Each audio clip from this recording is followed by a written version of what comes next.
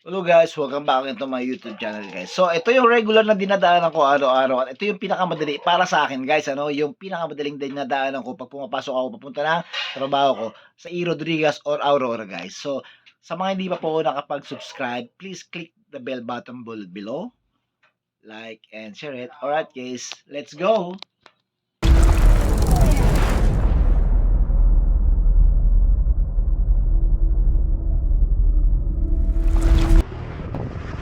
May tao sa harapan ko. Ay, video ka? Uy, hindi ka naman tawag eh. Nakasipi ka ba dadaan? Oo, kasi may sundin ka eh. Ba't saan ka ba dapat dadaan? Doon. Hindi ka na. Ikaw na mag-drive. Hindi ako marunong mag-drive, Pamo. Teka lang.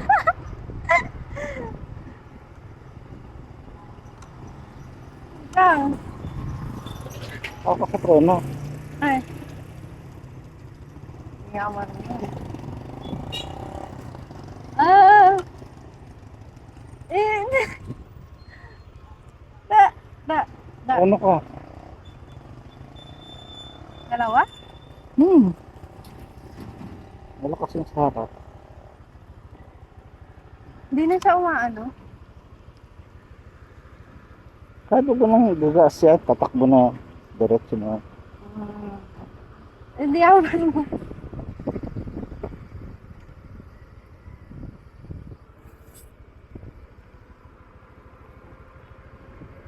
Kaya, Siya na tayo naglalakad.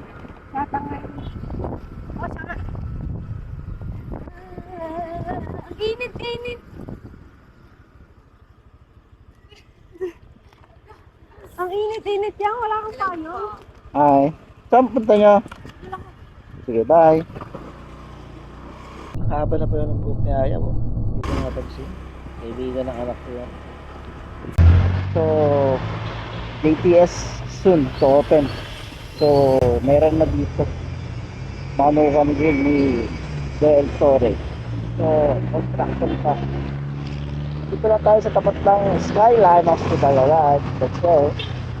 So, dumadami na talaga yung mga establishmento rito, guys, sa San Jose del Monte. Talagang rising city itong San Jose del Monte na ito. So, sa dulo naman na ito, meron dun bubuyog yung Jollibee, tabi ng Burger King.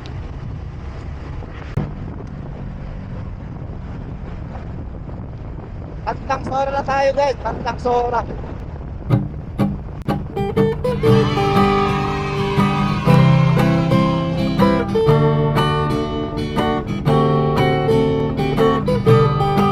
Nakakalungkot.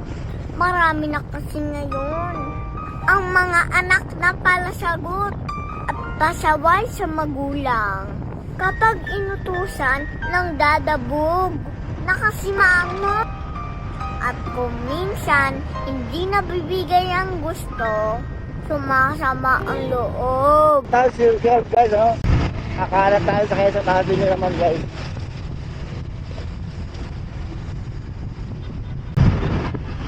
So guys, ito yung way ko pagkagaling ko ng bahay. Ito yung lagi kong dinadaanan from Circle. And then kakanan tayo dito sa Quezon Avenue. Pagdating ng pangatlong stop guys, sa kaliwa tayo dyan sa Timog guys. So ito yung lagi kong dinadaanan at yung pinakamabilis sa akin. Ano po, sa mga gusto pumunta ng E. Rodriguez o dito sa may Aurora, ito yung way ko po, madali para sa akin.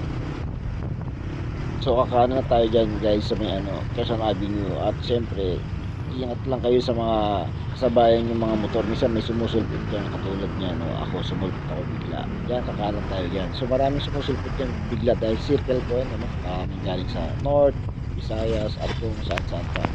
Quezon Avenue tayo guys. And then tuloy-tuloy na naman tayo.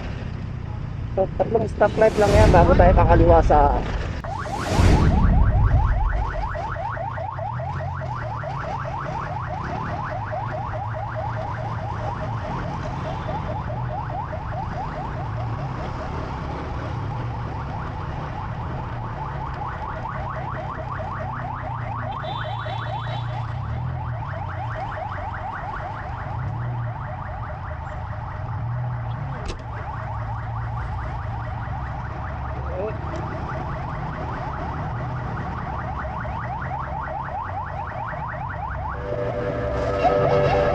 Ayan, kakanan tayo dito sa Panay Avenue, ano? So galing tayo ng Timog.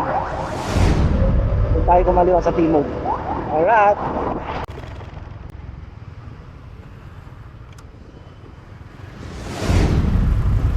So kakaliwa tayo ng Scout Reyes. Dire-diretso lang to guys, hanggang sa pinakadulo.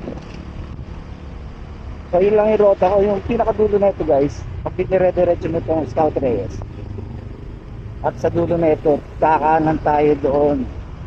P. Rodriguez na yung labas niyan guys.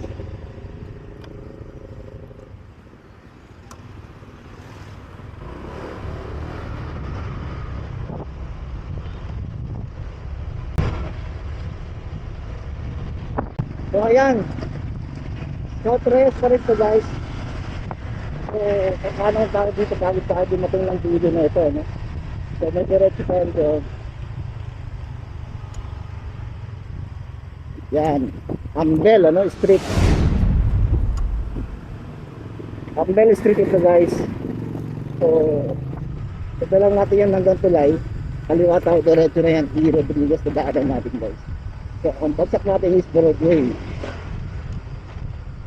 Kaya ito yung regular na rota ko.